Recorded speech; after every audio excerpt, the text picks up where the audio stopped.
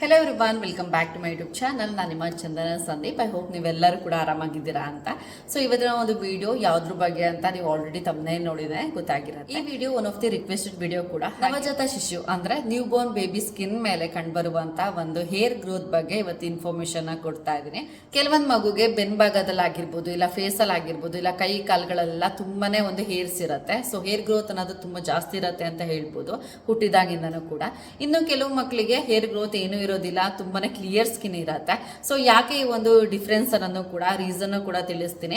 ಹಾಗೇನೆ ಈ ಒಂದು ಹೇರ್ಸ್ಗೆ ನಾವು ಯಾವೊಂದು ಹೋಮ್ ರೆಮಿಡೀಸ್ ನ ಯೂಸ್ ಮಾಡಿ ಈ ಒಂದು ಹೇರ್ಸ್ ನ ರೆಡ್ಯೂಸ್ ಮಾಡ್ಕೊಳ್ಬಹುದು ಅಂತಾನು ಕೂಡ ಒಂದು ವಿಡಿಯೋದಲ್ಲಿ ಇನ್ಫಾರ್ಮೇಶನ್ ಕೊಡ್ತೀನಿ. ಈ ವಿಡಿಯೋನ ಸ್ಟಾರ್ಟ್ ಮಾಡೋಕ್ಕಿಂತ ಮುಂಚೆ ಇನ್ನೂ ಯಾರೆಲ್ಲ ನನ್ನ ಚಾನಲ್ ಸಬ್ಸ್ಕ್ರೈಬ್ ಮಾಡ್ದಲ್ಲ ವಿಡಿಯೋ ನೋಡ್ತಾ ಇದ್ರೆ ಪ್ಲೀಸ್ ಸಬ್ಸ್ಕ್ರೈಬ್ ಮಾಡ್ಕೊಳ್ಳಿ. ಹಾಗೇನೆ ಪಕ್ಕದಲ್ಲಿರುವಂತಹ ಬೆಲ್ ಐಕಾನ್ ಪ್ರೆಸ್ ಮಾಡಿ ಆಲ್ ಅನ್ನೋ ಆಪ್ಷನ್ ಸೆಲೆಕ್ಟ್ ಮಾಡಿದ್ರೆ ನಾನು ಹಾಕುವಂತ ಎಲ್ಲಾ ಹೊಸ ವಿಡಿಯೋಸ್ ನೋಟಿಫಿಕೇಶನ್ ಕೂಡ ನಿಮಗೆ ಫಸ್ಟ್ ಸಿಗುತ್ತೆ ಅಂತ ಹೇಳ್ತಾ ಇವತ್ತಿನ ಒಂದು ವಿಡಿಯೋನ ಸ್ಟಾರ್ಟ್ ಮಾಡೋಣ ಬನ್ನಿ. ನವಜಾತ ಶಿಶುವಲ್ಲಿ ಕಂಡುಬರುವಂತಹ ಈ ಒಂದು ಹೇರ್ ಏನಿದೆ, ಈ ಹೇರ್ಸ್ ನ ಲಾನಗೋ ಅಂತ ಕರೀತಾರೆ. ಇದು ಲ್ಯಾಟಿನ್ ವರ್ಡ್ ಆಗಿದೆ.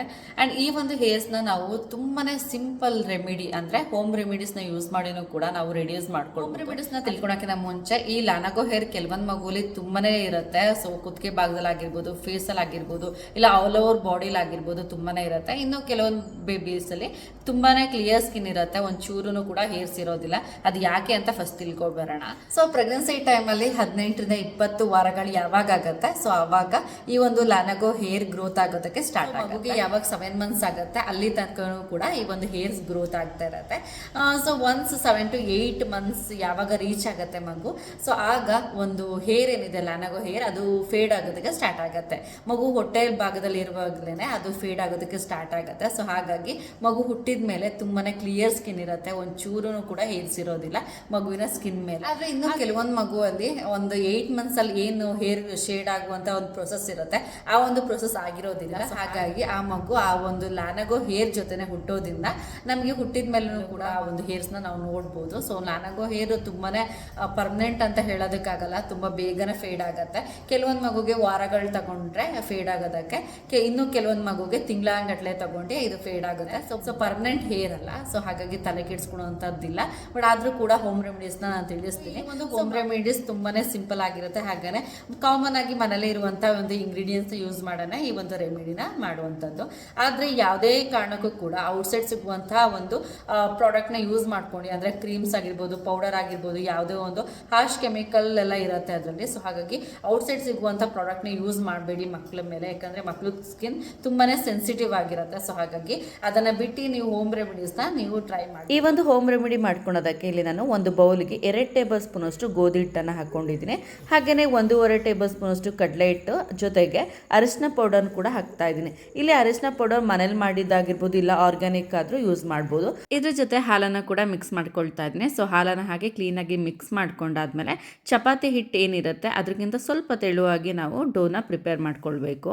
ನ್ಯೂ ಬೋರ್ನ್ ಬೇಬಿ ಸ್ಕಿನ್ ಮೇಲೆ ಇರುವಂತಹ ಈ ಒಂದು ಲಾನಗೋ ಹೇರ್ ಮಗು ಹೊಟ್ಟೆಲಿ ಇರ್ಬೇಕಾದ್ರೆ ಮಗುವಿನ ಸ್ಕಿನ್ ನ ಪ್ರೊಟೆಕ್ಟ್ ಮಾಡೋದಲ್ದಲೆ ಮಗುವಿನ ಚರ್ಮನ ವಾರ್ಮ್ ಆಗಿ ಇಡೋದಕ್ಕೂ ಕೂಡ ಈ ಒಂದು ಹೇರ್ ಹೆಲ್ಪ್ ಮಾಡುತ್ತೆ ಅಂತ ಹೇಳ್ಬೋದು.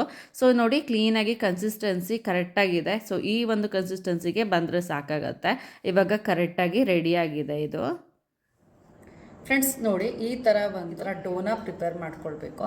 ಸೊ ಇದನ್ನು ಸ್ವಲ್ಪ ಸ್ಟಿಕ್ಕಿ ಆಗಿರುತ್ತೆ ನೋಡ್ಬೋದು, ಕೈಯಲ್ಲೆಲ್ಲ ಈ ಥರ ಕನ್ಸಿಸ್ಟೆನ್ಸಿಲಿ ನಾವು ಡೋನ ಪ್ರಿಪೇರ್ ಮಾಡ್ಕೋಬೇಕು. ತೀರಾ ಗಟ್ಟಿನೂ ಇರಬಾರ್ದು, ತೀರಾ ತೆಳುನೂ ಕೂಡ ಇರಬಾರ್ದು. ಸೊ ಇದನ್ನು ಜಸ್ಟ್ ನಾನು ಇಲ್ಲಿ ತೋರಿಸ್ತಾ ಇದ್ದೀನಿ. ನಮ್ಮಲ್ಲಿ ಅಷ್ಟು ಸಣ್ಣ ಪಾಪು ಯಾರೂ ಇಲ್ಲ. ಸೊ ಹಾಗಾಗಿ ನನ್ನ ಸ್ಕಿನ್ ಮೇಲೇ ತೋರಿಸ್ತಾ ಇದ್ದೀನಿ ಅಷ್ಟೇ. ನೋಡಿ, ಹೀಗೆ ಜಸ್ಟ್ ಇದನ್ನ ಈ ಥರ ಡೋನ ಇಟ್ಕೊಬಿಟ್ಟು ಈ ಥರ ರೋಲ್ ಮಾಡಬೇಕಷ್ಟೇ. ಪಾಪು ಸ್ಕಿನ್ ಮೇಲೆ ಈ ಥರ ರೋಲ್ ಮಾಡಿದ್ರೆ ಸಾಕಾಗುತ್ತೆ. ನೀವು ಕ್ರೀಮ್ಗಳೆಲ್ಲ ಹಚ್ಬಿಟ್ಟು, ಲೈಕ್ ನಾವು ಹಚ್ಕೊಳ್ತೀವಲ್ಲ ಆ ಥರ ಫೇಸ್ ಪ್ಯಾಕ್ ಎಲ್ಲ ಹಚ್ಚಿ ನೀವು ವಾಶ್ ಮಾಡೋವಂಥ ನೆಸಸರಿ ಇಲ್ಲ. 1 ಮಂತ್ ಆದರೂ ನೀವು ಕಂಟಿನ್ಯೂ ಆಗಿ ಮಾಡಬೇಕು. ಯಾಕಂದರೆ ಹೋಮ್ ರೆಮಿಡೀಸ್ ಅಂದರೆ ಸ್ವಲ್ಪ ನಿಧಾನವಾಗಿ ರಿಸಲ್ಟ್ ಸಿಗುತ್ತೆ, ಬಟ್ ಪರ್ಮನೆಂಟ್ ರಿಸಲ್ಟ್ ಸಿಗುತ್ತೆ. ಸೊ ಹಾಗಾಗಿ ಇನ್ನೊಂದೇನಂದರೆ oil massage up to 2 years ತನಕ ಆಯಿಲ್ ಮಸಾಜ್ನ ಮಾಡೋದು ತುಂಬಾ ಇಂಪಾರ್ಟೆಂಟ್. ಸೊ ಆಯಿಲ್ ಮಸಾಜ್ ಅಂತ ತಕ್ಷಣ ಎಗೇನ್ ನಮಗೆ ಯಾವ ಆಯಿಲ್ನ ಯೂಸ್ ಮಾಡಬೇಕು ಮಸಾಜ್ಗೆ ಅಂತ ಕನ್ಫ್ಯೂಷನ್ ಬರೋದು ಕಾಮನ್. ಬೇಬಿ ಮಸಾಜ್ಗೆ ಬೆಸ್ಟ್ ಅಂದರೆ ಆಲಿವ್ ಆಯಿಲ್. ಸೊ ಎಲ್ಲ ಸೀಸನ್ ಕೂಡ ಆಲಿವ್ ಆಯಿಲ್ ಮಗುವಿನ ಚರ್ಮಕ್ಕೆ ಚೆನ್ನಾಗಿ ಹೊಂದ್ಕೊಡುತ್ತೆ. ಸೊ ಹಾಗಾಗಿ ನಾನು ಕೂಡ ಆಲಿವ್ ಆಯಿಲ್ನೇ ಜಾಸ್ತಿ ಬಳಸ್ತಾ ಇದ್ದೆ. ನಿಮಗೆ 2 ಟೈಮ್ ಆಗಲಿಲ್ಲ ಆಲಿವ್ ಆಯಿಲ್ನ ಬಳಸೋದಕ್ಕೆ ಅಂದರೆ 1 ಟೈಮ್ ಆದರೂ ಅಟ್ಲೀಸ್ಟ್ ಆಲಿವ್ ಆಯಿಲ್ನ ಬಳಸೋದ್ರಿಂದ ಬೇಬಿ ಸ್ಕಿನ್ ಮೇಲೆ ಇರುವಂಥ ಹೇರ್ನ ಕೂಡ ರಿಡ್ಯೂಸ್ ಮಾಡ್ಬೋದು. ಹಾಗೆಯೇ ಬೇಬಿ ಸ್ಕಿನ್ನ ಕೂಡ ಬ್ರೈಟ್ ಮಾಡೋದಕ್ಕೆ ಹೆಲ್ಪ್ ಮಾಡುತ್ತೆ ಆಲಿವ್ ಆಯಿಲ್ ಅಂತ ಹೇಳ್ಬೋದು. ಸೊ ಇದರ ಜೊತೆಗೆ ಸೊ ಮಗುವಿಗೆ ಯಾವಾಗ ಸ್ನಾನ ಮಾಡಿಸ್ತೀರ ಆವಾಗ ನೀವು ಸೋಪ್ ಬದಲಿಗೆ ಕಡಲೆ ಹಿಟ್ಟನ್ನು ಕೂಡ ಯೂಸ್ ಮಾಡಿ ಆ ಮಗುವಿಗೆ ಸ್ನಾನ ಮಾಡಿಸೋದ್ರಿಂದ, ಸೊ ಕಡಲೆ ಹಿಟ್ಟನ್ನು ಹಚ್ಬಿಟ್ಟು ಸ್ವಲ್ಪ ಜೆಂಟಲ್ ಆಗಿ ರಬ್ ಮಾಡಿ ನೀವು ಸ್ನಾನ ಮಾಡಿಸೋದ್ರಿಂದ ಡೇ ಬೈ ಡೇ ಹೇರ್ ಕೂಡ ರೆಡ್ಯೂಸ್ ಆಗುತ್ತೆ ಬೇಬಿ ಸ್ಕಿನ್ ಮೇಲೆ ಇರುವಂಥದ್ದು.